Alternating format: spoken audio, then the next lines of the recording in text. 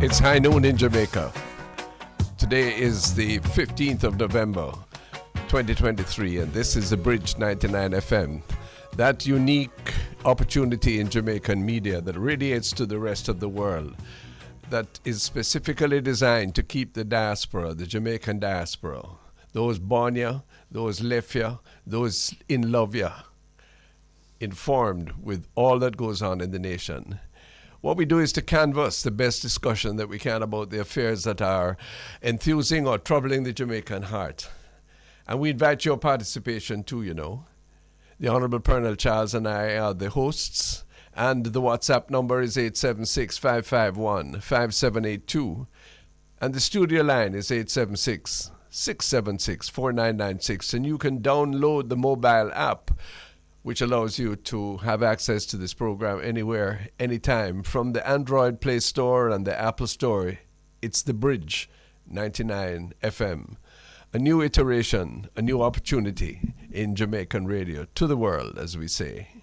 Later on in the program, in a few minutes, Dr. Lascelles Graham, once the captain of the Jamaica football team and a strong principled objector to the buying of student athletes to win at any cost in our school system. He joins us for a discussion. It's a point of important principle as to what we really value and how we want to socialize our children. Plenty of discourse on that. Listen up. And later on in the program, Lloyd B. Smith, the governor as they call him, the editor of the Mirror newspaper in Montego Bay, wrote a piece in The Observer last week pointing out the bankruptcy of the present divisiveness of the Jamaican political system. Let's hear his views. Let's share them with you on the public eye. It's the Bridge 99 FM. Mr. Charles, greetings, sir. Greetings. I guess we have a news flash here. Yes? Yes. Which is? The young man who killed Philip Paulwell's child and the mother has pleaded guilty. And has been given 2 30-year sentence. Yeah. 20 years before you can get parole. Parole. Can consider parole. Yeah. And a 1-year hard labor at least for the child. Mm-hmm. So the bridge is up there in news too. That's good. I'm glad of that. Thank you for telling me this. 10 minutes I had not heard, yes. Well, and there's still one person who is charged, but whose trial whose plea has not changed, and whose trial is still pending. Yes. Yeah, and there are big questions, which are sensitive questions, about that person, eh? Well, let's not get into No, we won't do that here. What do you call it? The propaganda on the lines. Everybody have. Well, you know, we are accustomed to social media. Well, commentaries. We're not at that level. We can tell you that. I quoted you in an article I wrote in the Gleaner on Monday. Yes. And I'm trying to find it but I remember what I said. I subheaded it "O for Purnell." Yes. Because I said that this stupidness that's going on in the House of Parliament regarding the disclosure of reports from the Integrity Commission and the Auditor General, and this legal opinion which has come from the Attorney General, yes, but is not to be disclosed. You would never put up with that. There were 1 or 2 things that I've seen that I probably wouldn't like to discuss publicly, but if the report gets to the Speaker, and the Speaker immediately transfer it to the committee. Yeah. The committee is made up of both sides. Am I correct? The committee has Warmington on it. So what? So very important. Warmington is a warmonger. Warmington has stated that the only thing he knows about is politics, and that he's completely devoted to a particular kind of tribal politics. Yeah, his words. But his tribal politics cannot beat facts. And if I were PNP representing on that committee, so it doesn't matter what he wants to do. Yeah. The point I'm making is that if it comes to the Speaker, and she immediately transfer it to the committee. Yeah. Who says when the committee meets? The chairman. And who is the chairman? The chairman. The chairman is the opposition. No. Yes. Not that committee. Not that committee. No, because you all stopped that, Mr. Charles. Who's well, I didn't Mr. know Holness, not you. I didn't know that stopped. Of course, it's only the Public Administration and Accounts Committee and the Public Accounts Committee now that are chaired by the opposition. That was the whole point. But if, whatever you want to say, even that, if I were on the committee and I was from the PNP side, and it is transferred to the committee today, I'm a member, so I would have to get it. Yes. I would be bound to get it. Sure. But if the committee doesn't have to sit. Why we don't stop all this foolishness? If the Integrity Committee, which is a commission of Parliament, and the Auditor General, put any report about any business, it's supposed to come out right away. No argument, no nothing. You would have done that. You know that. None of this nasty saga. Hold on. I'm glad that you're giving me a positive. But there are certain things that you have to look at. I was positive up to the point where that last report to the Prime Minister shocked me, because it could have crumbled the government that very week. No, but crumbled the country that very week. You couldn't possibly be saying that whatever the merits or demerits of that one, and we have spoken about it, that would justify. No. And why you stop me so that you're going to look like as you stop me? No. That one bothers me. Yes. Because I said, if the person who is prosecuting say to the commission, there isn't a case here, why wasn't it deleted since it was not yet sent? Well, because there's a whole other story, but I'm not arguing that one again. No, but that's the only one I that cannot justify what is going on now. The government has something to hide. They have big things to hide, and what they're doing in their arrogance is to try and postpone the date when it all comes. And it can't help them, because the public is vexed about it. No, how do you conclude that the government because there is no other reason. No. There are other reasons. What are the other reasons to hold it back? The other reasons that they have nothing to hide. So why don't let it go? Isn't that a reason? No. I mean, they have to have something to hide. But they do. But then why not publish? But it's going to come anyhow. No. It has to come. So hold on now. If I were on the other side, you tie up the whole of this thing. No. For what? I don't want with nothing. For no reason. I don't want to be matched by what is going on.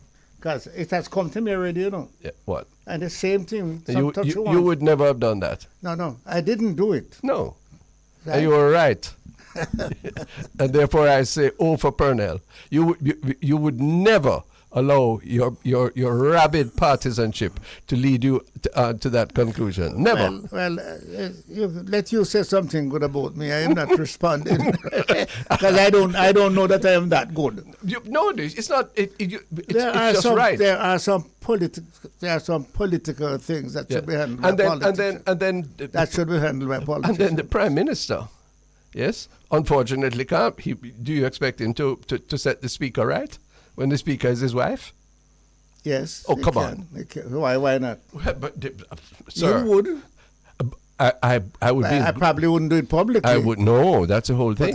But I would. So if we. So what have we heard from him on a matter of principle as to how we fight corruption in this country, which is the two main agencies are the Auditor General and the Integrity Commission, and the public of this country, 70% of them think that we are all corrupt, and when reports come, we go through all of these filters as to who the Attorney General writes opinions for, and who is on this committee, and who will summon this committee, and what filters we put this thing through. Yeah? Why? For what? Why do you do this when picnic out the street can't find food? Yeah, but you've taken it just a little too far. No, I'm taking it to its logical conclusion. No, you're taking it from where it is to children in the street with food. Of course. The next thing, let me ease the discomfort of this one. The other thing that is on our minds that really is going to, there's no excuse for that one, by the way, and it's going to hurt the government. Which one? There's no excuse for that thing in Parliament. It's going to hurt the government. But beyond that, no, I'm saddened, mortified by the fact that 5 people are killed in a motor vehicle accident on the Bluefields Road. You heard about that? Yes, but what make you mortify apart from an incident, which is an accident? You know what? Because we're going to over 400 Jamaicans are going to die on the road this year. Good. And all of the effort that you and I were part of to pass a new road traffic act, remember it took us about 17 years, and all the other things that are in place, traffic court, etc., ignores one extremely important issue. Why were you listening to me when I was whispering? Coming in here, yes. I wanted to say to you, yes. that traffic act has absolutely done nothing to change what is on the road. Yes. The taximen yes. are driving probably worse yes. than before the thing yes, comes. So I ask you a simple question. Yes. If I were a taximan and I am driving the way I see some people take the right side of the road. Indeed. And go down, and you're coming, you have to take the sidewalk to give him pass. Should that vehicle be on the road again? No. Should that man have a license? No. But hold on. Who owns the vehicle? Whoever owns the vehicle. Yes, sir. So you would find out if you say the vehicle is to go to Upper Camp. Yeah. If you are driving that way, that vehicle must be seized by the system. At least for a period of time, and it is. There are thousands of seized vehicles, but you know, and you shouldn't get a license to drive again unless you go to a school that is nationally prepared. Exactly. Not PNP or JLP school, nationally prepared, and publicly you are graduated psychologically and otherwise, that you can come back on the road. Let me give you one that happened to me. I'm driving yesterday morning, the morning before, and before me, a 2-lane, but before me is a pothole, and I shifted to my right, over a little on the other lane, yes, sir. To get around. Sure, you have to. Do you know what happened? What? A man passed me on the left side. While you were doing that? Well, and by the time I was coming back, you couldn't lick him or him lick you. You're lucky. An angel came between me and him. Well, thank God for the angel. And yes. But no, he couldn't wait that I just shift out and come back. No, but he passed me on the left side. Okay, so. But you are told that you don't pass on the left side. No, but hear me now. Examine my proposition.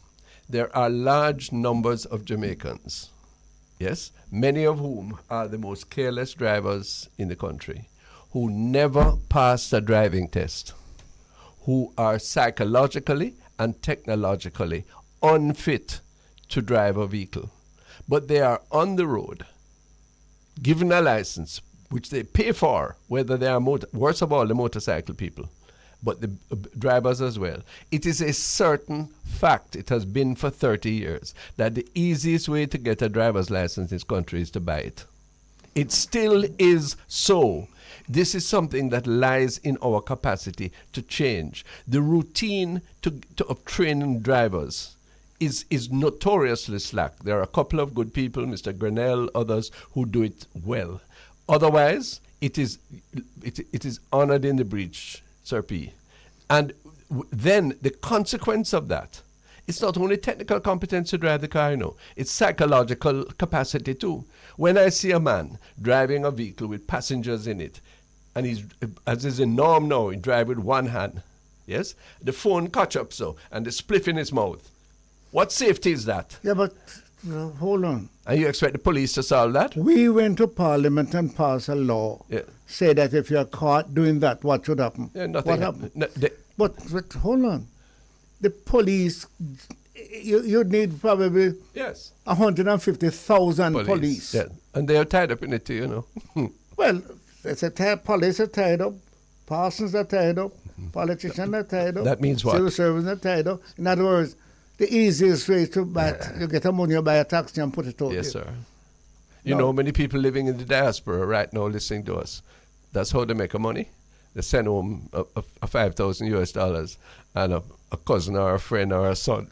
And there's nothing wrong with that. No, but it has to be regulated. What I don't want to do is to say to Mr. Brown in London, who his nephew said help me. Yeah. And he Good thing. send money to buy a taxi. He may not be one of these we're talking about. He may be a decent fellow driving along. So I don't want them to stop it. I think we have to use the internal organization and the to regulate that. The internal organization must start at the Island Traffic Authority and the Transport Authority. Now the Transport Authority, as we know, mired in its own corruption. Yes? But let me ask you. But why don't we at least be honest about the capacity to drive, the capability to drive?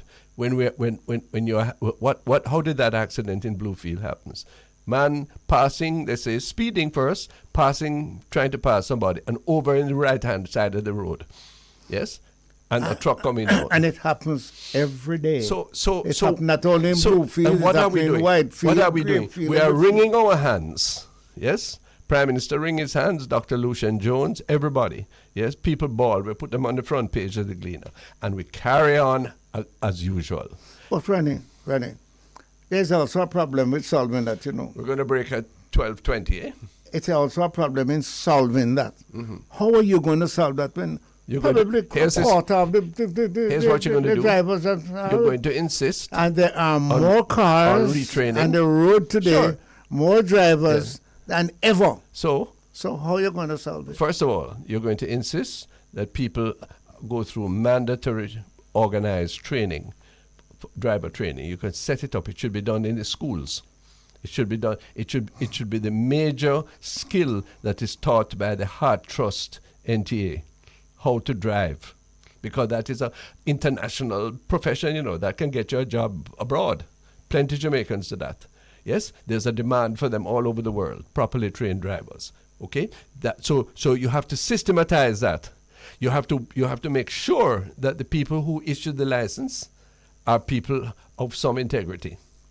Many are, many sadly are not. A minority destroy the majority of the world. I'll accept that, sir.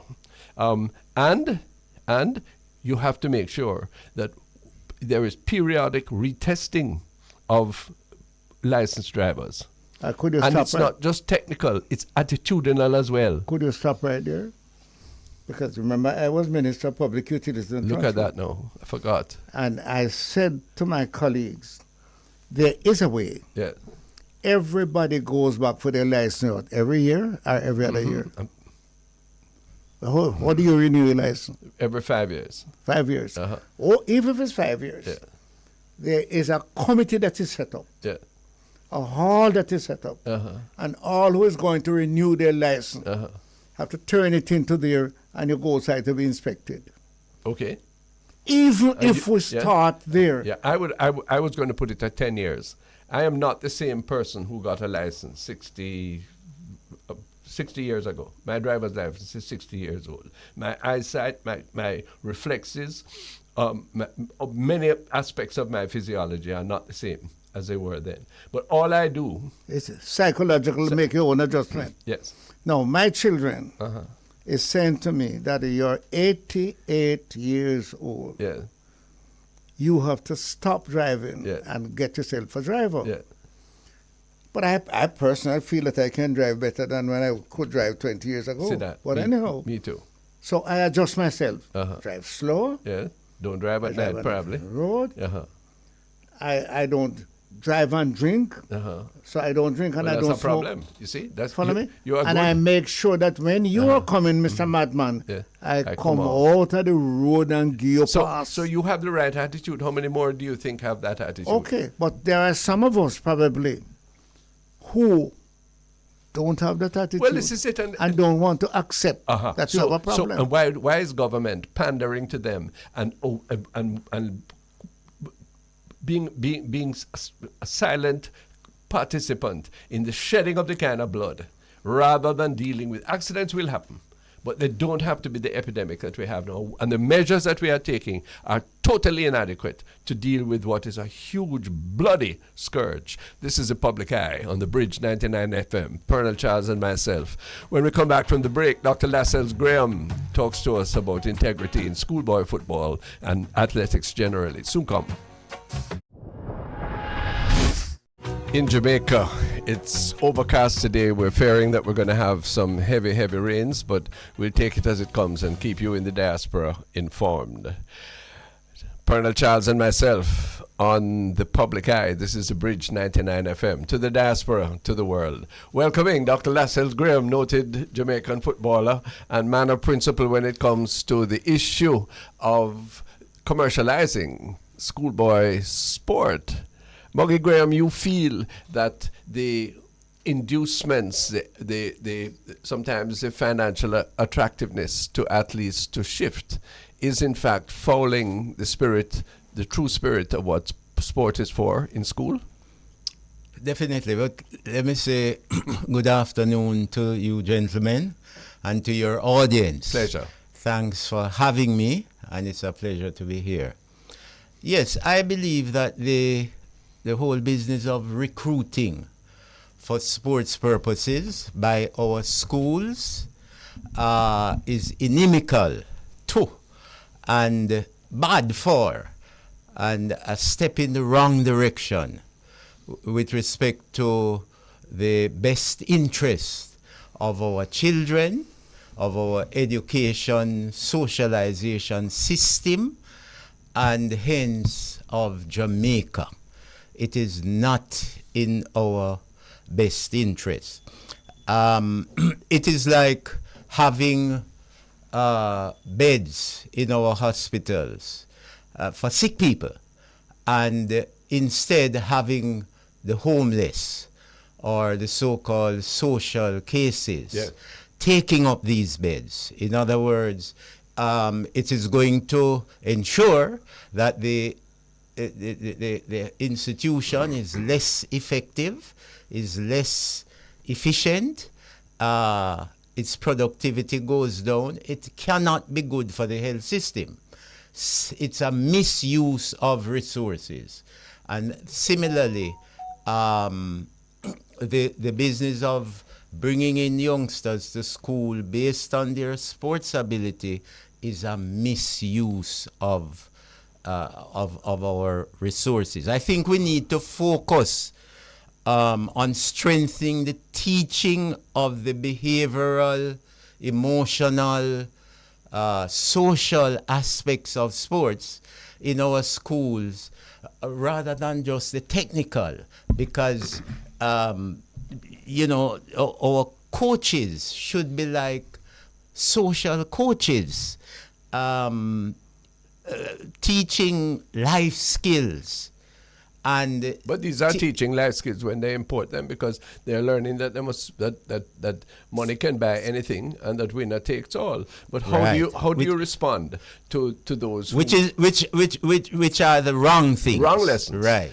How do you respond though to those who will say, maybe Pernell will, what about the little guy in the countryside who gets a break by being able to come to KC or JC or Wilma's, George's, yours and mine, and also that the truth is that the schools need to win, because the winning brings money to them, and the Ministry of Education is not giving them enough money, so they have to earn it through winnings. Right.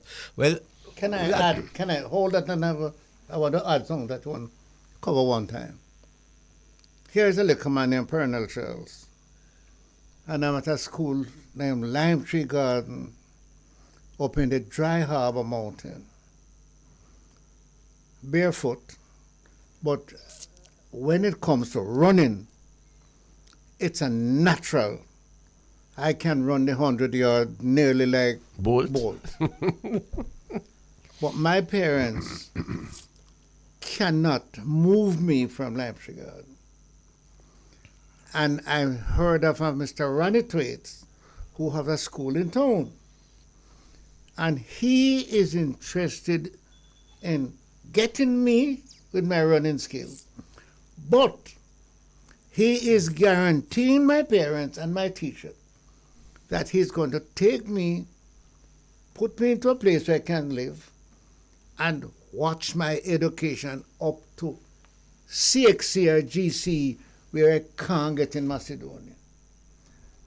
I am not one of those who the teacher, who the sportsman like you come and take And when my running is over, after I lose 2 terms, you forget me.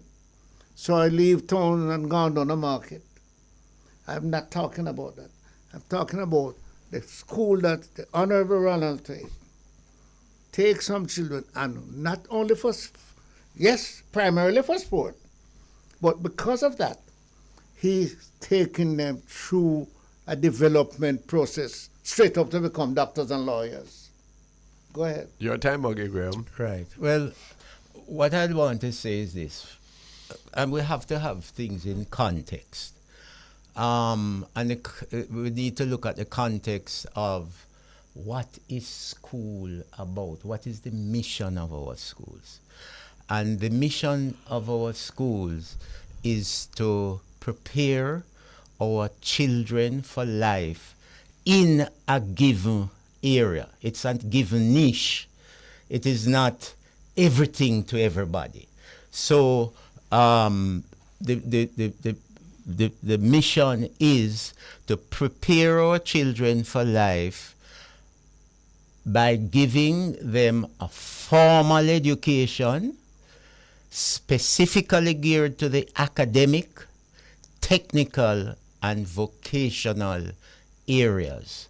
That is its main mission. It also has a very important secondary mission, which is to assist in the socialization of these children that are getting this formal education. Right? So that is the context within which schools operate. Schools are not everything to everybody. They should not. Are not. I mean, if you're going to operate them efficiently, because the fact is this. So, given that context, we can now look at your my formula, your my situation. Concern. Yes. And I say to you that since schools are not for the development or not the developmental arms of our various sporting organizations, and schools are there specifically or have a specific purpose, I would say to you that the schools should be, let us say you have your neighbor who can run, detests kicking a ball, but your neighbor come from the same place, same problems or challenges. Good at mathematics and things. Excellent at is the next Einstein. Yes. But for some reason, he fell through the cracks. And he is at this little school. That is the person who the school should be looking for and giving the opportunity to progress. Because you who can run fast and what have you, let us say you come in from school X and the Campion College has an excellent sports program, the fields, wood, and so on. But you believe, you can run fast. You believe that 1 + 1 = 11. All right? So when we take you, but your friend knows that is not so. When we take you and take you to Campion, right, you are lost. Because all I can do is run. Right. But then Ronnie would say. So it's a waste of resources, because Campion has the best labs, the best teachers, the best facilities. All right, and is geared, given our protocol for getting into schools that deliver quality education, is geared to the children who from primary school are best prepared to use those, or else it's very inefficient. Doctor, Miss Brown in London is listening to you. Miss Brown in London is listening to you. And she said to ask you, Doctor, I had a boy up in Leipzig. None of the good things was there for him. But him strong. And him, in other words, good athlete. the mother said to me, Miss Brown, if you ever send for the boy here and make him come to England where he can go to school and him can get help from you, he become big somebody, you know. What is the difference when Miss Brown said, put him on the ship, make him come, and Miss Brown take him to a school up in Worcester and put him in where he gets all of these formulations, and guess what? He was Einstein. Right. But yes. No, hold the last word. Mm-hmm. If he was there, he wouldn't get that opportunity. If the guy who is a runner come to Campion and Mr. Ronnie Twait offer him clothing, food, extracurricular activities other than just running, and teach him, put him in a class and learn, him come doctor too. No, but one of the things is this, and that's why we have the protocol that we have to get into school, because some children are better prepared than others to get into the school. And also we have a shortage, a short supply of schools that are offering quality education. So that is why, so in other words, the demand for the quality education is going to outstrip the supply that we have. And that is why people want to go to America, go to England and so on, because there you have more opportunity. One of the things though, since you bring up England, is this, that if you find a fellow who can run fast or kickball or whatever in England at a certain school, which the protocol says he should attend, he doesn't move from that school, you know, to go to any other school that could have better facilities in terms of his track but the school, or football. But the school offer him more than just running. No, I am saying he could be at a school where he doesn't get the best track, whatever, yes. to improve his track ability, yes. Which is what is taking him to wherever. Yes. It doesn't happen so in England. He can't move. He cannot move from the school that he is assigned. But then even in England, he's shortchanged because if he's getting the education, what you call it, Ronnie? The maths and the this and the that help. Yeah. Right? And he can do the running. He's going to come out up there. Well, but one of the problems is this, you see, Mr. Charles, that everybody can learn. That is what I feel. Everybody can learn. But everybody doesn't learn because many times, through no fault of their own, they miss certain things earlier on, and they are socialized in certain ways earlier on that impact their learning. In fact, they're not really interested in learning because of how they have come up. And even if they are, they cannot grasp the things except they are given a lot of remedial work, right, which needs to be done prior to you're just bringing them in the school and say, but it has good facilities and so on. How widespread is this thing, Lascelles Graham? Do you feel that it is of a scope that requires the strong attention to it, these strong principal points? How widespread is it? You've been looking after this. Yes, it's very widespread. And apart from that, look, the excuse used by all the schools is what you have said there. The helping, getting a break. Giving a break Indeed. to the people, helping poor people's children to whatever, because they don't have the facilities and their school, and they don't have the good program, and they don't have the good coaches. But let's look at the facts. The facts are that our schools, and these things, these things are just cover up. The facts are that our schools are going to sports academies, the sports academies that we have in Jamaica, where you have the best programs, you have the best facilities, you have excellent coaches, and they are recruiting. In other words, if you're trying to help this guy who is so good at whatever, couldn't be at a better place. And at this course, they get more than just training. Yes. They Get more than just running. Yes. And the thing is this, they are recruiting them, taking them from where they get the best of everything for their potential and bringing them into the school. Why?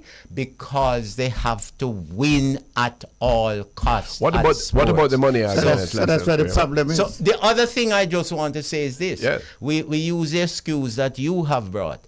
And you find that they want to help, they said, Jamaican poor children. Yet they are going overseas, bringing in foreign recruits to take the place of local students in the schools. Children coming from St. Lucia and Guyana. And as far as Africa. Yeah. So that is ridiculous. Definitely. Yes. But what about the money argument, Doc? The money argument is, look here, the Minister of Education pays the teachers and a few grants to a high school, but the 18,000 or 19,000 per capita that the school is given can't run it. Right. There's no way it can run it. Right. It's about probably 12 or 15% of the budget that is needed to have any quality. Right. Yes, and you see it in front of you. Right. So then, if I have a winning Manning Cup team or a track team, my alumni abroad are going to feel, see, I'm motivated to help. And there are millions of dollars perhaps that are going to come in. And if I need to do that, surely the end justifies the means. Right. Well, that is another thing, whether the ends justify the means. I put it forward. That is something. No, I don't believe that. That is something to be debated. Yeah. But anyway, one of the things is this. Again, we have to remember we operate in a system. Mm-hmm. We don't operate in isolation. Mm-hmm. It's a school, one school by itself. So we have to look at how does it affect the system.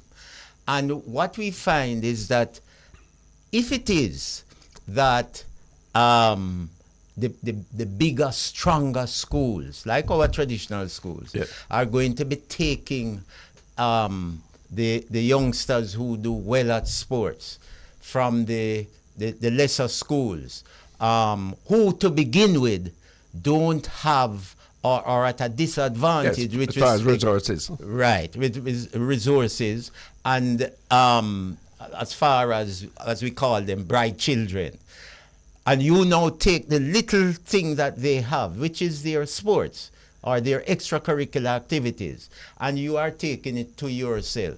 You need to remember that, okay, you may take 1 star whatever you're giving to yourself, you're attracting to yourself. You're taking away from somebody else. And therefore there must be some central concern. I want to say a central authority that says, no, this is not the way we're going to do it. Definitely. And the thing is that what you're saying, in fact, is that, look here, you're not good. All the excellence can come from is our traditional group. Right? The apartheid system. Everything. We get the bright people. We get the people who perform best in everything. So what you're doing How do you have an inclusive education system in that context? How do you build up the confidence of the little guy down there and the little guys down there who need to know that, look here. But then it's no, you're thinking they need to know. But is there a compromise position where we can say to Mr. Graham, this man is Minister of Education, and he has a chance to mobilize terms and conditions. So as not to blind the little man who all him can do is run, and when him can do run, nothing else going to happen to him out of country. set up the proper institutions. Set up the sports academies. You can start by setting one up, or whatever you want to call them. One in Cornwall, one in Middlesex, one in Surrey, and build on that.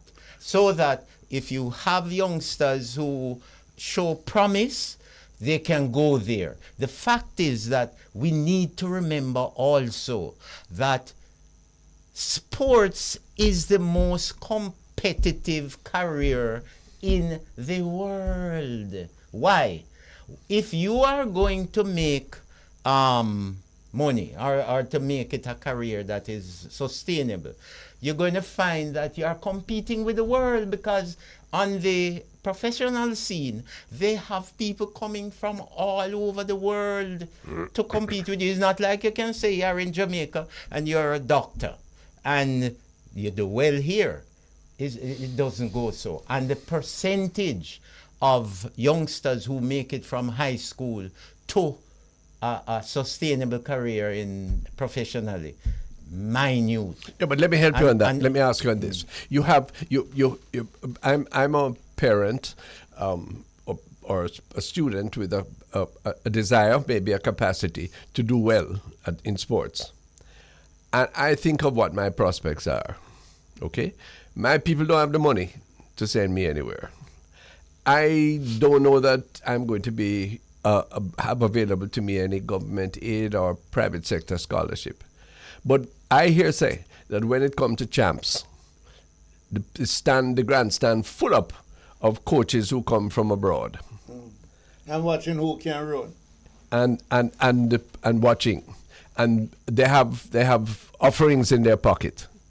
Yes, I don't know any other field, that I can excel in English or in Spanish or even in chemistry, that is going to offer me that opportunity. This is my chance.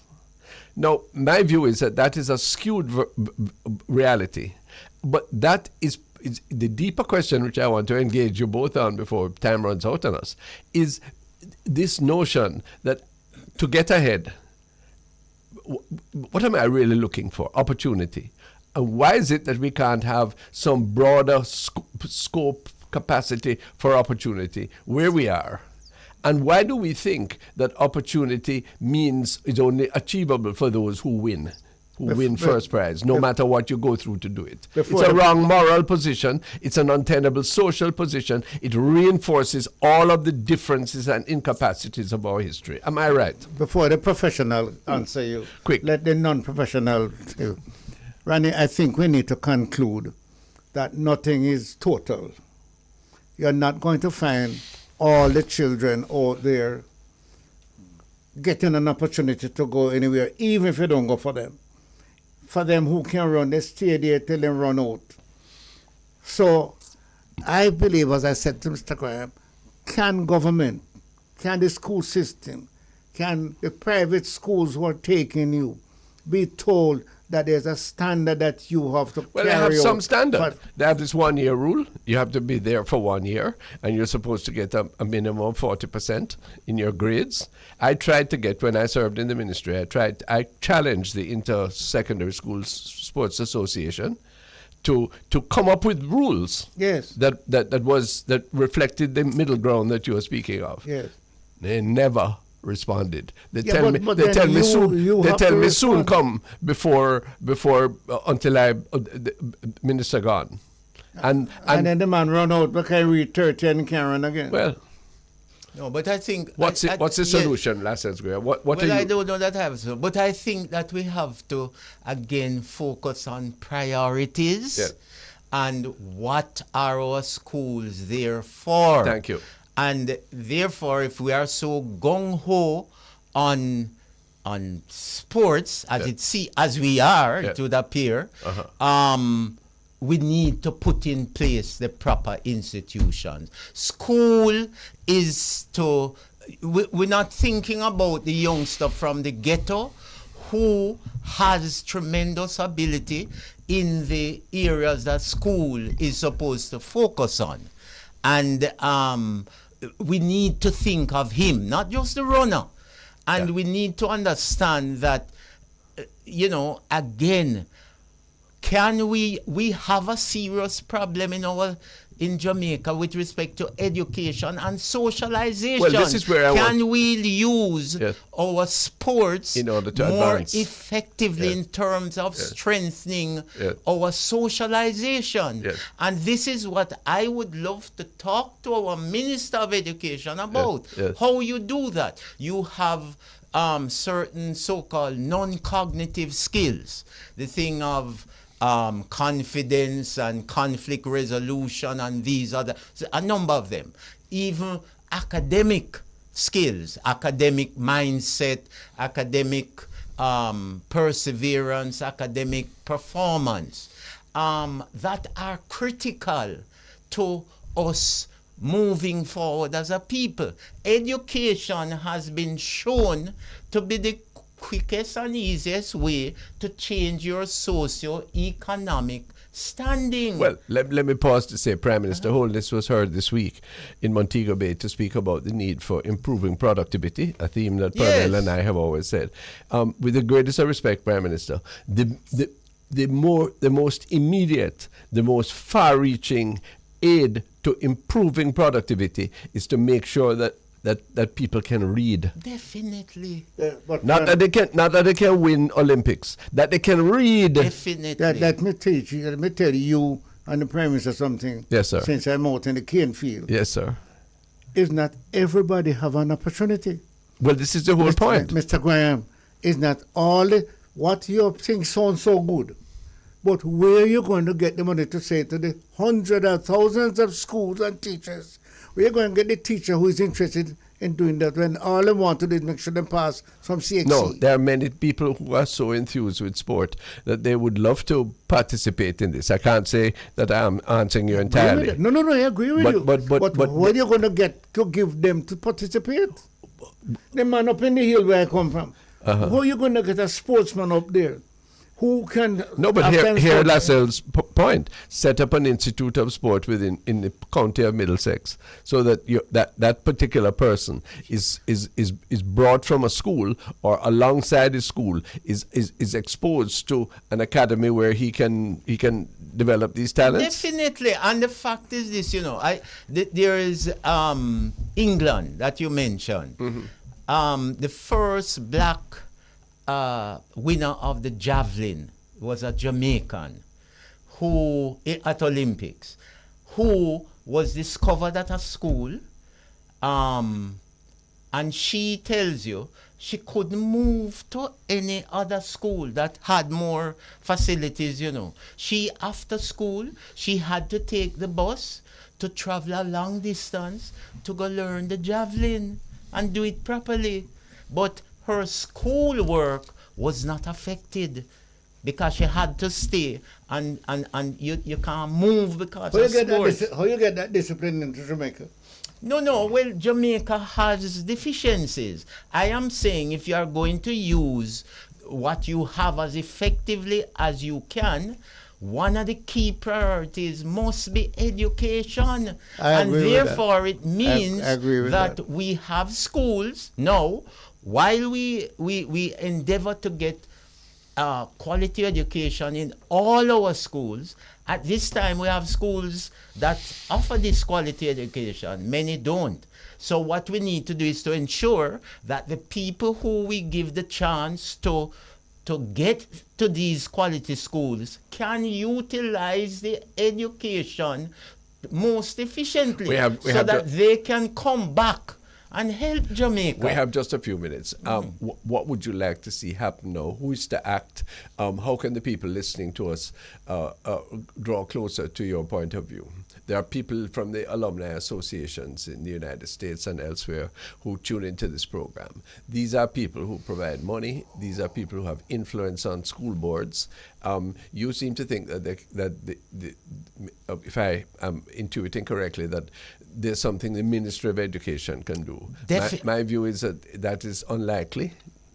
What is more likely is that there are some schools which are able to set an example, to show a different way, and that is perhaps a point of inflection. What do you think? Okay, I think that's good. But I think, of course, as Mr. Charles had said, that Ministry of Education must or should lead. The ISA also can do a lot to, I say, banning recruiting for sports purposes. Yes. And similarly, I think the church schools can lead. Yes. Their boards and their principals and so on, they can lead. They can say, look here. That's not our policy. We're not doing that. Yes, because the thing is this, that when you have people recruiting for sports, as some schools do heavily, in football, some schools recruit the whole 11.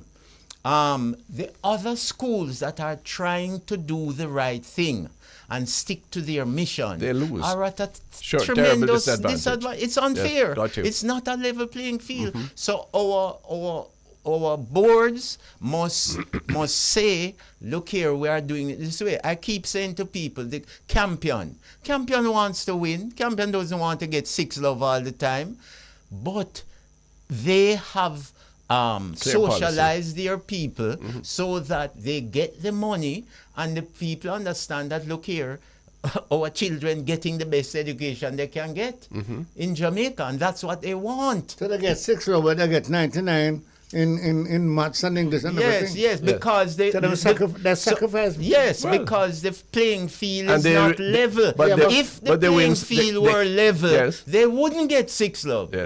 Look, some years ago, some so-called no-name schools began to win football, right? After they had changed over.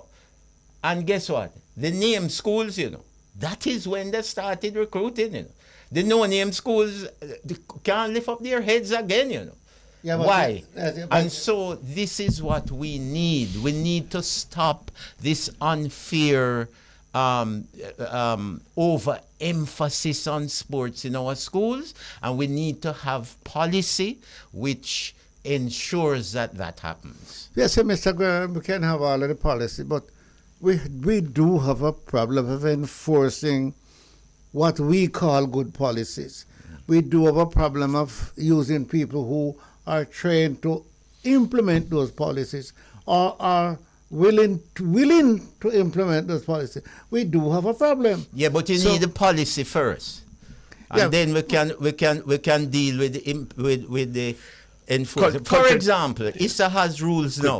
It has to enforce those rules. It's not the easiest thing, but you have to enforce them. If you had if you had a policy which said no importing based on sports ability.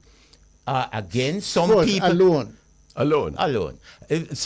But the thing is this, in our system, if you have the wherewithal to go to the given school, you go. In other words, if somebody passes for Campion, he can go to any school in Jamaica. That's our policy. So if the alone we don't have to put in. The people are at the schools they are because essentially they didn't qualify, they didn't meet the standards that you say you need to get to a school. So I think we need to first of all have the policy, and then we need to enhance how we use sports to help socialize our people, young citizens. Let me ask you a question before you leave. Who is it that established this policy that if you get 97 to 100, you can go to Campion? If you get 46 to 50, you can only go to the school out in Moko? Right. Who is it that said you cannot go to a certain school? In other words, the bulk of students cannot go to Campion, KC, JC, these top schools. No, it's not that. Unless they get in the 90s. No, but then you're putting them in place. If you think that you can put children who can't read in the same classroom with your children who are literate people, no, Ronnie, that won't work. I don't. What you have to do, what I'm getting from this conversation, is that we have to level up. Yes. Level up with principle, level up in practice. Dr. Lasses Gray, what a pleasure. Thank you for being a crusader in this regard. We admire you and want to assist you in pushing forward this noble cause. All I want to say, sir, get action and you will have 2 supporters. Always. That's what I'm trying to get. This is the public eye. And I hope you help me to On the see the minister. 99 FM. I just want my boy shut out. We'll be back after the break, you see. This is the public eye on the Bridge 99 FM. I'm Ron Thwaites, the Honorable Colonel Charles, Order of Jamaica, veteran politician, minister, trade unionist, family man, is on the podium with me. Coming up in a few minutes' time, Lloyd B. Smith, the governor, the man from Montego Bay, the publisher of The Mirror, talks about political structures and how we're going to move them forward. In the meantime, though, I wanted to engage Pernell in a couple of matters. Jamaica has decided to withhold its vote yesterday and today from an international conference being held in Samoa, where a concordat, an agreement with the European Union is being finalized by countries between the European Union and countries like ours, the ACP countries, African, Caribbean, and Pacific, which in the minds of many of us includes a commitment or an openness to a set of values that are repugnant to our culture. And the issue arises, it's canvassed in the Gleaner this morning. There's a column by Elizabeth Morgan, a very well-regarded, highly regarded foreign affairs correspondent, pointing out to the awkwardness of Jamaica's position. But the position of the United States and of the European Union is that if you want to trade with them and if you want aid from them, then you have to adopt a certain measure of their cultural standards, and their cultural standards involves, for example, no death penalty. 2, it involves acceptance of same-sex marriage. It involves having a permissive attitude towards abortion and towards the identity sex change that very often is now part of their culture. For the majority of Jamaicans, those things are not acceptable for religious, for social, cultural, historical reasons. In those circumstances, what do you think, as an experienced public servant, our government should do? Should we go along for the sake of the mess of pottage, as I call it, to use the words of Esau and Jacob in the Bible? Or should we say, no, we're standing on our own principles. We're not going with you on that score. Don't ask us to do that. We have a political problem. Because any time one says yes, one side, the other one says no, in order to get vote. We do have a political problem. The country right now have people saying it's foolishness, Mr. Robert, Mr. Owen is going on with. Sign the thing. And some people are saying not sign it. How do we get to a point where we can say this is the national interest? And as far as we are concerned, even if I object, I will say, but it is the national interest. Can we get to that point? We can only get to that point. Difficult. If we have a very strong conversation on these matters, and if we are clear what our own principles are, not that everybody will agree, but that there are some basic things. For me, I start with some very, very basic things. One is the inalienable right to life and liberty. Okay? But even that point is one-sided, because you are saying it's inalienable right to life for who commit the murder, but not for who they have murdered. No, I'm saying the same thing. Absolutely no. So in other words, John shouldn't have life. Murder is desperately wrong. So joke both of them. No. One committed. No. I don't want us to get hung up on the death penalty, because we have a principal disagreement there. Yeah. I am standing with Martin Luther King. You cannot murder. cannot murder. By killing, you do not depress murder. Yes, the history of the world shows that. But let's argue that. The point is that we have to be engaged in a lively discussion of our principles. I am clear about my principles, what I think should be our principles about family. Yes, if two people of homosexual orientation wish to get together and wish to make common life together, I'm not going into their bedroom, nor am I considering that they are married in the same sense that you and Miss Gloria are married or me and Marcia are married. It's a different thing, okay? So there's always going to be a tension, but the tension must be to give as much personal liberty with people's choice, without undermining the basic structures of the society.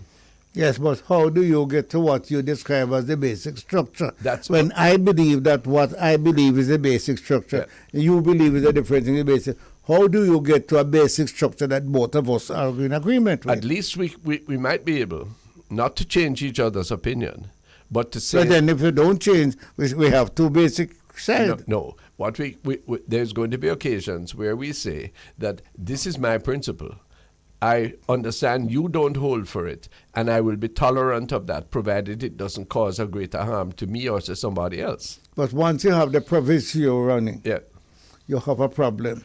If it is not that I now accept or agree with your side so we can proceed, and the politics of the country prevents that, because the politics of the country work on two sides, not on three sides. Not on one side. So, if you are right, if I'm right? No. You were there. No, indeed. Since you are right, the fact is that we will not sign this treaty, because the last thing that the government is going to do now is to alienate church people. They would be stupid. Yes, but that's so they've pulled back. But have we had that discussion where we fully understand what is at stake? There are some things, in my view, that the law is not well equipped to deal with. Yes, there are some things that have to be dealt with at a different level, at a moral level, and not necessarily enshrined into law. Yes, I'm. Mr. Brown, I'm not following you. All right, I'll give you an example. Yeah. If I am married, yes. I think it is wrong. Yeah, man, because you're convinced of a procedure in life, both biblical, historical, and others. And functional. And the other man and is functional. the opposite of that. Okay. Now, how do you get him on your line? Yeah, but let me follow my example to you. If I'm a married person, I believe it's wrong for me to go outside of the marriage. Yes? Yes. Okay. But I don't believe that there should be a law that puts me in prison if I do that. Why? No. Hold on. But if you're convinced that it is wrong to go and thief the man bread out time land and you're hungry, you know if you catch you're going to go up prison. Yeah, but I don't believe, I think that's a bad law. You think it's bad? Yes, indeed, I follow. But my position there is even a law that is standard you put forth. Maybe. Because if a man is hungry, dying for hunger, and you have a whole heap of bread, you're selling him money back, and then break the moral law that I speak of, the religious tradition of Christianity, yes, which I'm a very bad supporter of, yes, says that no one is entitled to anything more than they need for themselves, if there is another person who needs it more than they. So in other words, I don't believe this unfettered private property that is in the Constitution of Jamaica. Yes, and I could tell you, and you would remember the history of who was pushing that in 1962. I'm not in favor of that. I believe there are instances where that is, in fact, doesn't make for social harmony, and there's no morality of hello, we don't have red eye. Yes. But how do you build a society? This is going to be controversial. The Gleaner this morning says that the two top officials previously of National Commercial Bank were, between them, I don't know how it split up, their salaries were $3 billion a year. But Ronnie, Okay, I read that. Okay, thing. so that's fine now. Yeah. So What is fine? No, that's accepted. That's where the money that you are complaining to go. Yes, sir. And Are then, the okay, payments. but how can you build a society where that, albeit highly exceptional, is taking place? And you have how many children out the door this morning, sleeping on the ground, and can't get breakfast to go to school? It's nobody is saying that they're doing anything illegal, you know. But what you're saying is when you look at the moral corpus of the society, can you build upon that? Well, most of the problem that we face right now are not necessarily illegal, you know. No, agreed. But the law has its limitations. Well, can it be? You're an attorney. Can it be immoral and not illegal? Yes. Can it? Yes.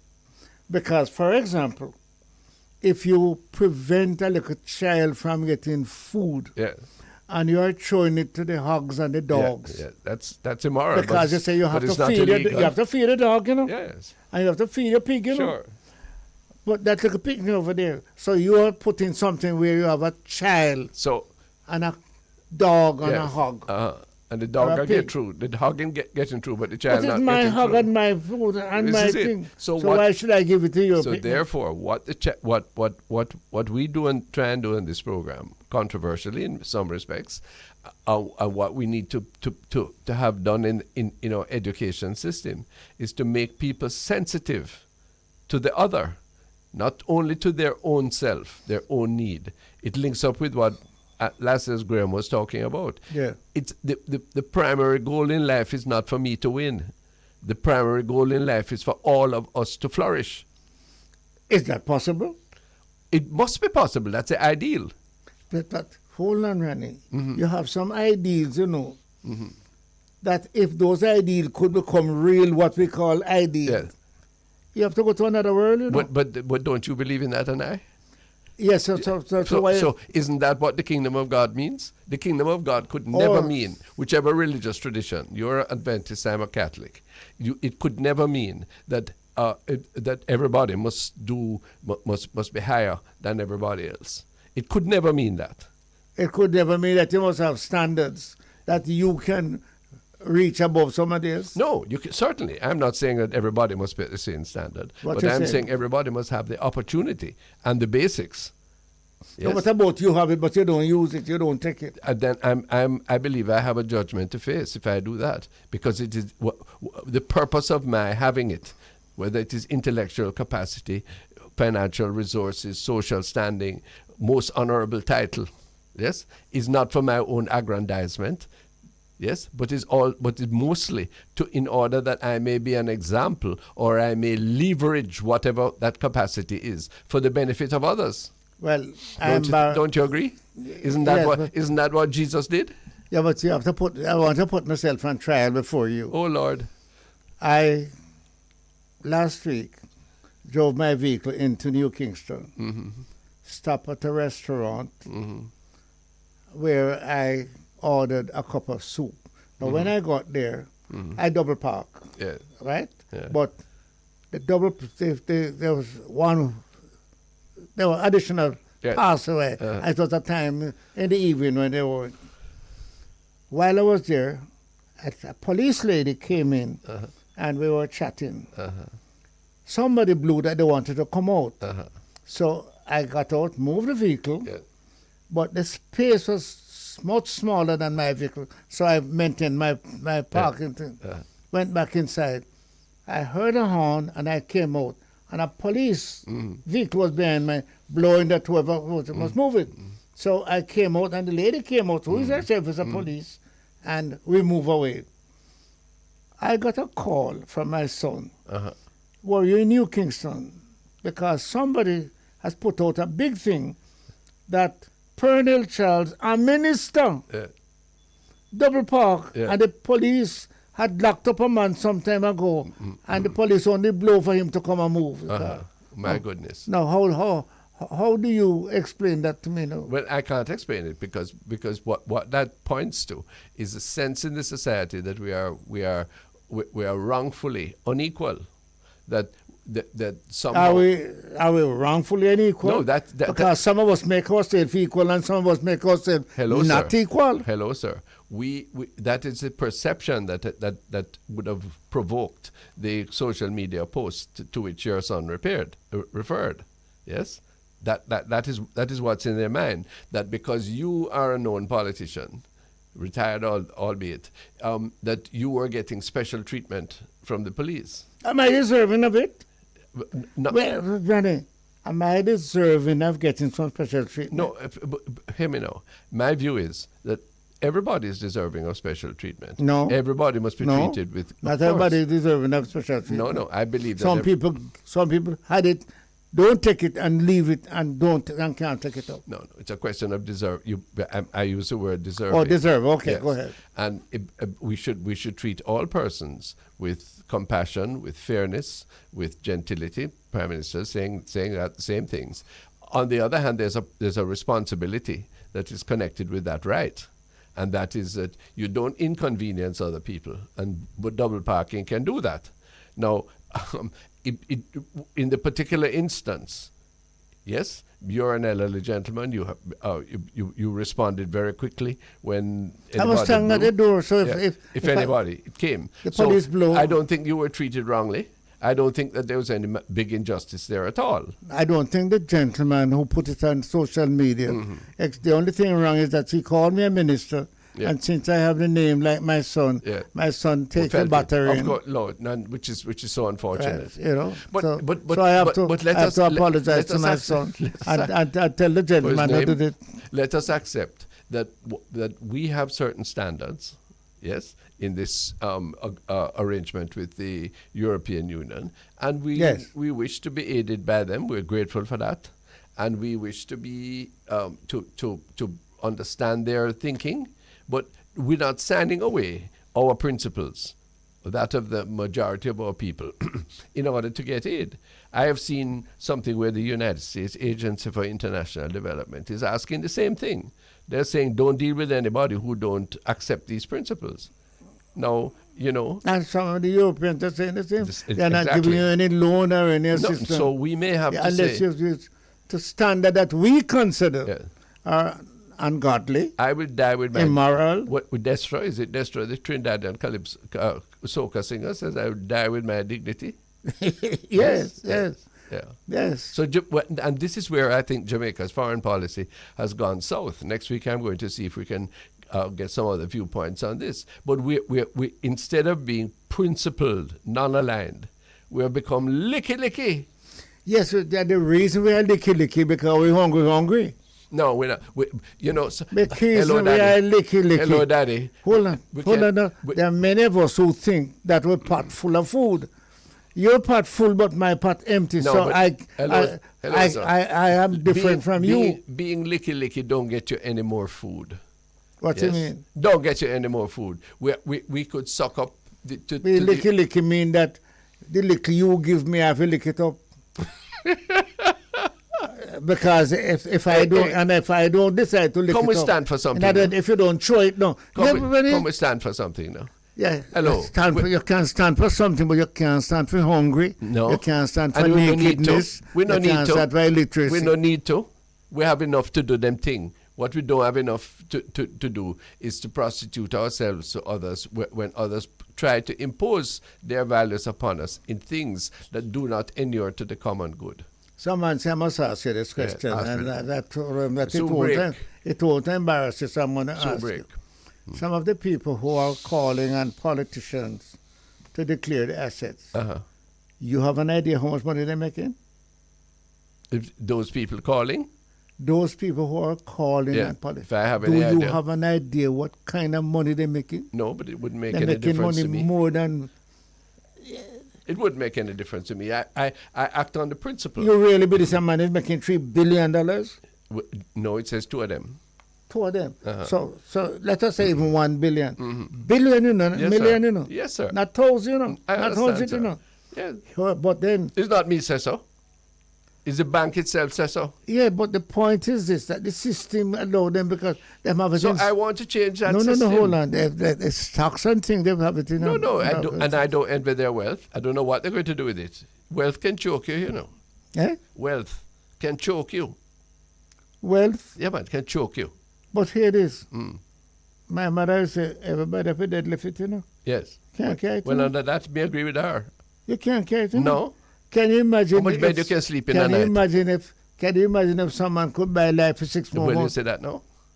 Well, so all I'm saying is that we need to have a principle. What is that principle? Yeah. The principle is that everything we do personally and everything we do nationally, and especially those of us who have some control over public funds, that is taxpayer money, where we put our hand in people's pocket and take out. Yes?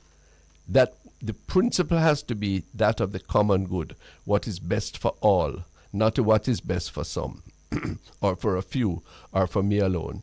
That has to guide my conduct, how I choose my profession, how I spend my time, what I do in my bedroom, what I do in Gordon House, what I do in King's House, and what I do on East Queen Street. So, in other words, you're talking about the I do. No, let us take one of the I. Take a woman who don't have no work, beautiful. And I was driving on a street the other night, and she was out there. In fact, she came up to my car and said hello. Yeah. And I smiled to her and said, I am not. Oh Lord, I am not able.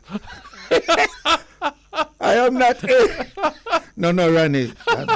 I never said I'm not able. I know you didn't. I'm not saying I'm not able. That. I'm saying that I'm not willing. I'm not interested. Well, I use always say, well, I mean, I know that, you know.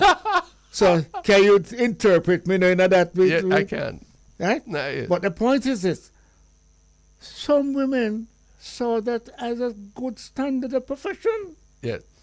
Some men and women are quarreled out there that the men are taking away the men from them. Well, So I don't check for that, but I'm not prone to quick judgment when people are in desperate situations.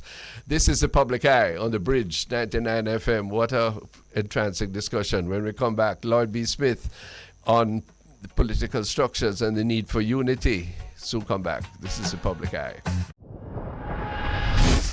Thanks for being with us on the Public Eye. This is the Bridge 99 FM. This is a station that reaches out to the Jamaican diaspora, the people who love this rock, the people who have separated themselves, the ones who want to come back, the ones who want to know what's going on. It's unique.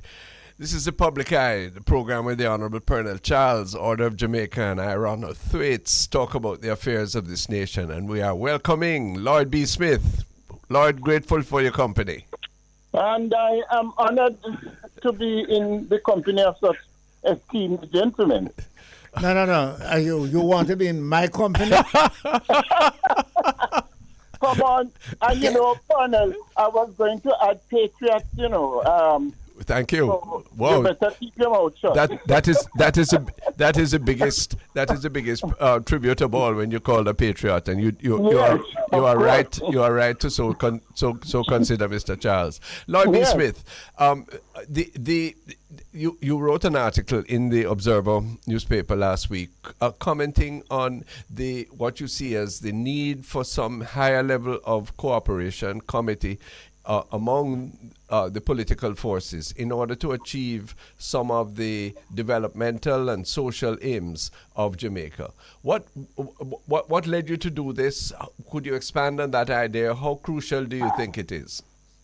Well, I am getting as advanced in age as you gentlemen are, and having lived most of my life in this beautiful land of ours, it really bothers me that we do not seem to have a sense of history, and neither do we seem to have that kind of vision that would inspire us to look beyond the pettiness, the everyday politicking, the everyday partisan contentiousness, and look at the state of Jamaica and where we want it to go. If, for example, we look at the whole situation with crime, every administration since independence has been bedeviled by the issue of crime.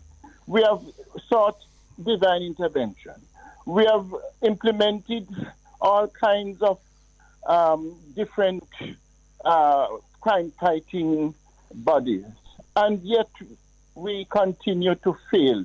That to me suggests that perhaps the only way we can in fact tackle the issue of crime and other such major issues that are seriously affecting our overall development and peace of mind, for there to be some level of bipartisan consensus. And this would also enable us to look at the whole business of why when one party comes to power, it shuns aside some programs that, if pursued relentlessly, rather than put them aside just because I'm in power now, would perhaps eventually devolve to the benefit of us all. You, Lord Smith, as Purnell and myself, have sat in the nation's parliament. What is the mood there? What is the ergonomics there that you think either favors or detracts from this kind of coming together in to solve crisis, to achieve objectives? Is it just an ideal thing, or are there some signs, some measures that could be taken to bring it into effect? Well, it is not. There may be idealistic aspects to it, but there's also a very pragmatic side, because if we do not go that route on it, I think we are doomed as a nation to live in a perpetual state of what we would perhaps call moving towards a failing or a failed state. The fact is that we are a small country. Everybody knows everybody. We are so intertwined. We are a family. And so it seems to me that at some point, leadership has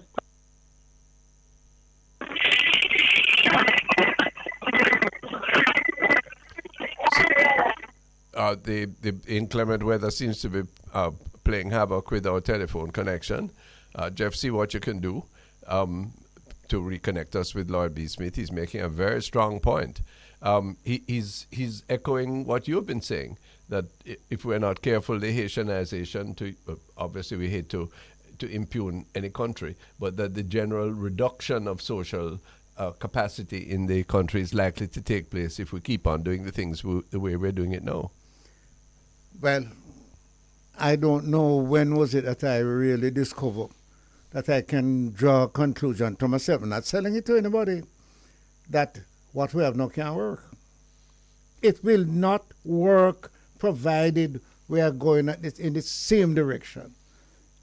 All of us have been in that direction. Ronnie, you have been there. Yes. You have been to the cabinet. Yes. You have been to the parliament. You have been on the right side.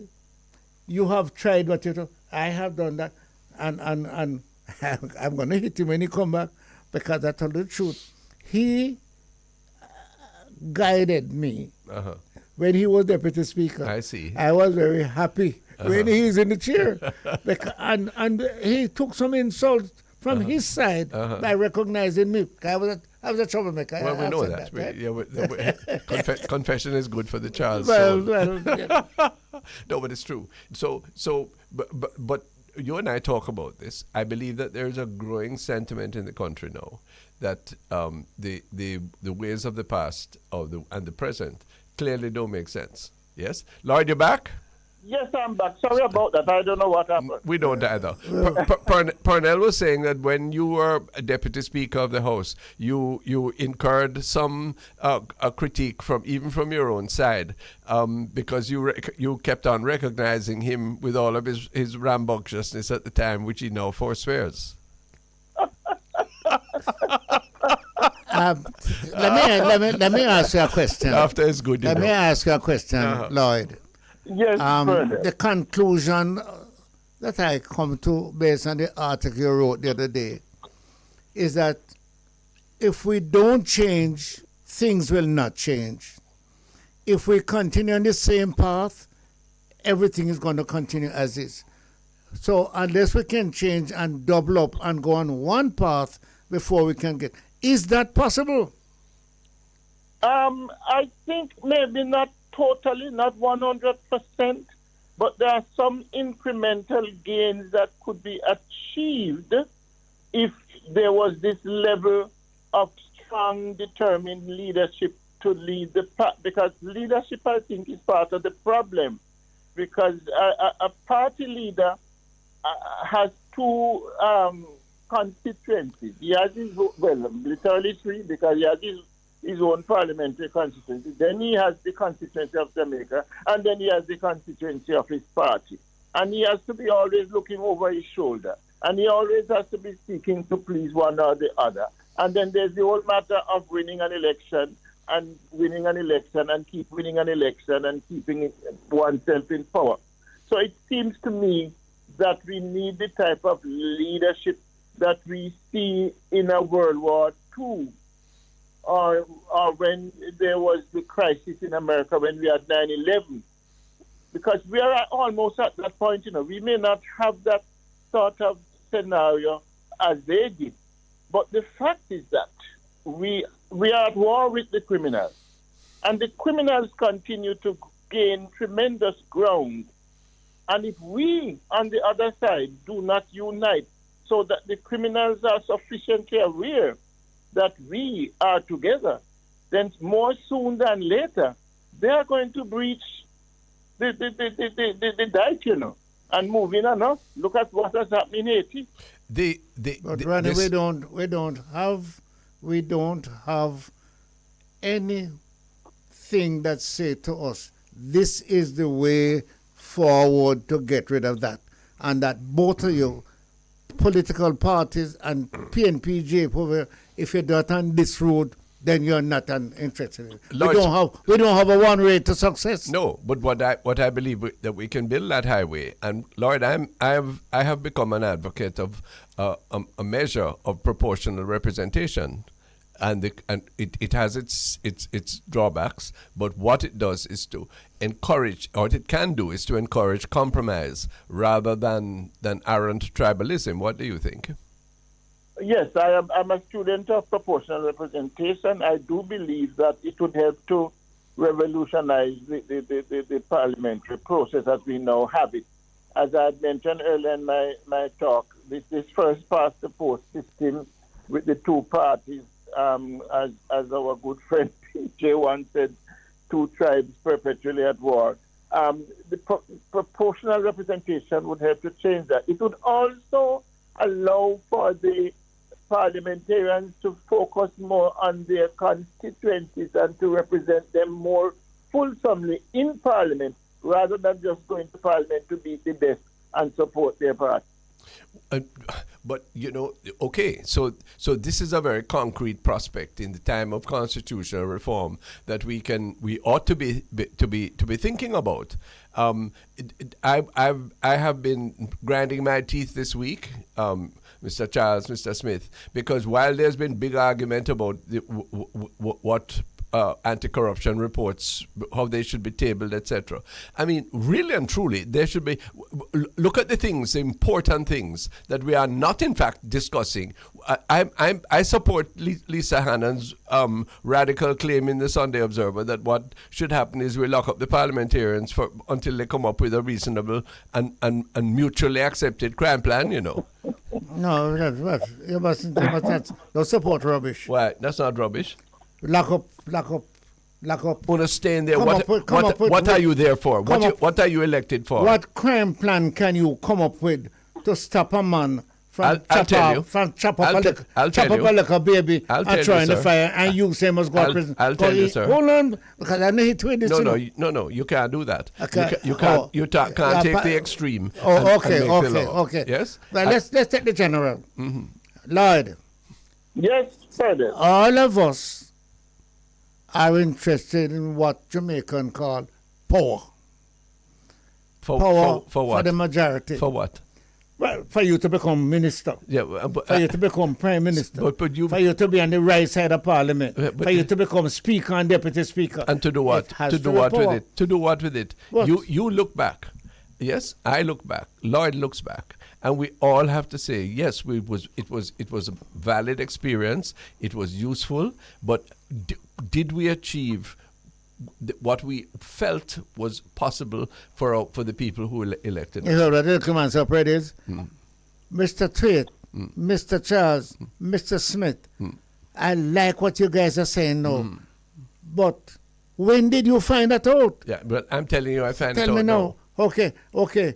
having found that out, what are you doing to your colleagues who are in there? How can you get them to find it before they come out? One, we can talk about it like we do here. We can get the wisdom of somebody like Lloyd.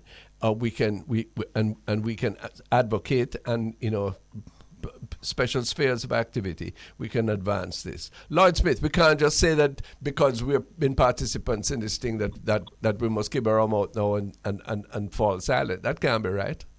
Certainly not. And at this point in our political history, we are poised to do better because with the backdrop of becoming a republic and moving away from the British monarchy and looking at restructuring our constitution to better serve the needs and aspirations of our people, what better time than for us now to join hands and come up with some of the solutions that have been staring us in the face. But unfortunately, the constitutional reform process has already been bogged down in partisan, frivolities. That as long as power is prescribed by the first past the post in Jamaica, you will never have us on the one lane. Which is why... because it is at the end of two lanes. He who is further up one lane wears the cap, come the minister, go to Jamaica House, get the bowing and get it. It is that. At the bowing, you look. Is Right, that the bowing? yes. You're a wicked man. Yeah. I thought you were a good church man. No, You're a man, wicked man. because it is very And seductive. that is part of the problem, There's no second prize, No, there's no silver. Exactly, there's no second prize. So, Ronnie, deal with it now. There's no second prize. Sure, and that is... So what prize you going to get? Hello, look... You're going to satisfy second prize? I will. If it's you get the first prize, but I want to make sure that we're going to be reasonable with each other and going towards the goal of the common good. That's the ultimate objective of anybody who is into public service. Now, Lloyd, do you see? I'm sensing that in the futility and angst of us not being able to curb crime, corruption being ever more rampant, our education and health system needing plenty of transformation, all the other things. I am sensing that people who are alienated from the system may now be attracted to a different formulation. What do you think? Well, if the formulation, this formulation, for example, means looking at another political organization outside of the two current ones, that's one question to be asked. Yeah, and I could answer that. Yeah, that is unlikely to work. Yes. We tried it with the New Beginning movement. The National Democratic Movement has tried it, and there have been other sprinters. That's difficult, and therefore, what difficult doesn't mean it's not good. No, it's not. No, I didn't say that. And being not difficult doesn't mean that it can solve the problem. No, agreed. This is the difficult that cannot solve the problem. Sure, but what is the most expedient way in order to be able to have these changes? I believe you have to build public opinion in ways that we are trying right here, and we have to be able to say it for the three of us who have been through the crucible. Look, could it be done a better way? Absolutely, and one of my concerns, gentlemen, is that civil society has become too dormant, too laid back. There was a time when civil society was far more active in the overall national discourse. Apart from a few fringe groups now, for example, the human rights group and so on, there's not that much ferment. I mean, look at our university. In many countries, it is a university that has been the cauldron of change, of revolution. Yes. And there was a time, for example, when UWI was part and process of nation building and trying to point us in that there were some ideological experimentations. But at least there was that. Today, rampant materialism has taken over, and are there many patriots left? Well, That's the question. Okay. The question that would follow from that is, why do you want me to be a patriot if I don't see reasonable opportunity for me to achieve what I seek in life? I mean, I see that question being represented on Hope Road in front of the American Embassy every morning. Yes. Well, Yes. that's not in Hope Road. You see that in the classroom. Yes. Every Yes. teacher that leaves here Yeah. is leaving because they want to make their life better. Okay, but given all of that, then what is the word in the Lord B. Smith? This is the 15th of November. We're on the lip of 2024. 2024 is politics time in Jamaica. Are we going to just simply do it over the way we've done it before, when political sensibilities are heightened, or are we? Is there a possibility that we can do it a different way this time, having regard to what we now know? It is possible, but again, I go back to the matter of leadership. And this time I'm talking about transformational leadership. Leadership that will be prepared to do and say those things that may not find popularity with the mass, that at some point may not be sufficiently educated and aware of what should really be happening to our country. But we need that kind of leadership right now. I don't know if it's a Moses or a Joshua or whoever, but somewhere along the line, somebody or something has to emerge. And nature abhors a vacuum, Do you see the capacity for that kind of cooperative, collaborative leadership in anywhere in Jamaica now? Unfortunately not, because I think what is happening is that our current leadership on both sides of the political divide are being led by their followers. And that is part of the tragedy of modern day Jamaica. Our leaders are being led by their followers, when it should be the other way around, where our leaders should lead. Lloyd, you have touched it, but tell me, where is it that you have seen the leaders being led, not being led by the followers? Where? Look what is it. I don't know what is. What you got this statement from England? What is the story on the importation of people to? Oh yes, the court has ruled that sending them to Rwanda is illegal. Illegal. Thank God. Okay. Well, but that's not the only one. There's another one on the other side, right? But anyhow, Ronnie, where is the leadership coming from? My problem is I want to hear what Lloyd feels. Well, Lloyd has said that the civil society organizations ought to be stronger. Lloyd, let me put out a controversial thing. My view is that the Governor General, Sir Patrick Allen, I speak of him personally with great respect. He has the option of extending his role, because he's a respected figure. He's a man of religious principle. He must see what you see, what I see, what Purnell sees, that we are on a dead end course. Yes, now if that is the case, surely he can relate to the political leadership. Surely he can relate to the civil leadership and say this is not the time for alienation. This is the time for restructuring and recommitment.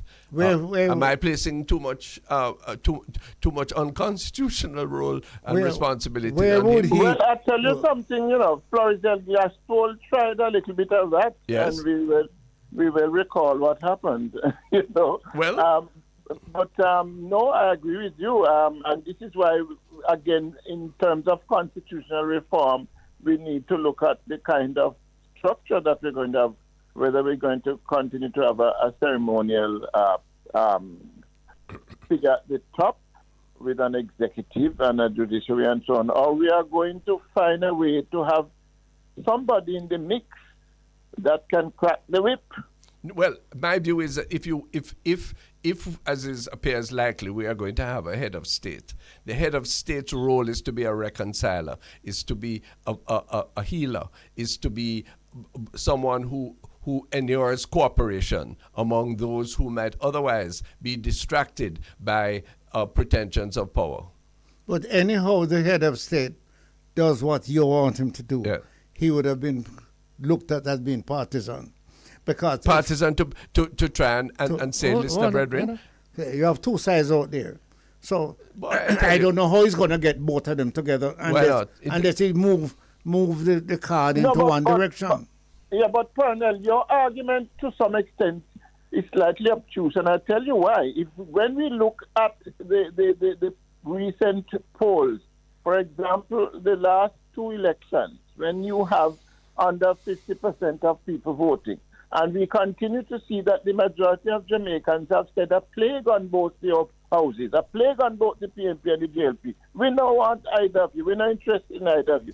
So there's a large majority out there of Jamaicans who I think could be so persuaded by such a person at the helm of power.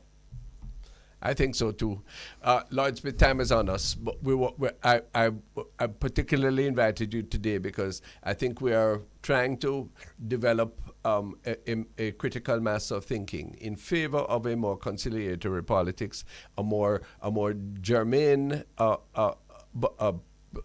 level to and direction of public life that can deal with some of the serious problems rather than try public relations and stubbornness and own account business. And if it takes a few voices to begin to create that movement, here you have it, with humbly and without pretension. Yes, and may I just add very quickly, because your station has the reach of the diaspora. We would love to see the diaspora being more involved. Clearly. In this process as well. Clearly. And many of them have no stomach for the pettiness that we elevate to the height of political life and headlines here, So no, not at all. Life is short. Come and get along with Lloyd, it. Lloyd, I have a difference with my colleague on this. Because I tell you, as long as the political system remains who get the most votes, who say the thing the majority wants to hear, even if it is wrong, who criticize more, when the social order comes that people who know have to turn on the other side, the other side better off. And on that we are talking about, Pernell, we want to deal with that, and we're counting on you. We have a converted mass here. Lloyd B. Smith, thanks so much for your company. All the best. Okay, thank you very much. Okay, bye. And that's it for the Public Eye on the Bridge 99 FM for this Wednesday. It's beginning to rain heavily, we're told, certainly in this part of the corporate area, and this is as it has been forecast all over Jamaica for the next few years. You have to give some credit to that guy who is giving us the weather reports at night. He has been dead right for the past few months. Well, therefore, we're glad that science can I watch him well dressed, well presented. Yes, right? Well, which is itself a virtue. Mr. Charles, thank you so much. Stay safe, stay dry, and next week we will continue this odyssey of bringing people together on the Public Eye on the Bridge 99 FM. Thank you, Jeff. Till we meet again.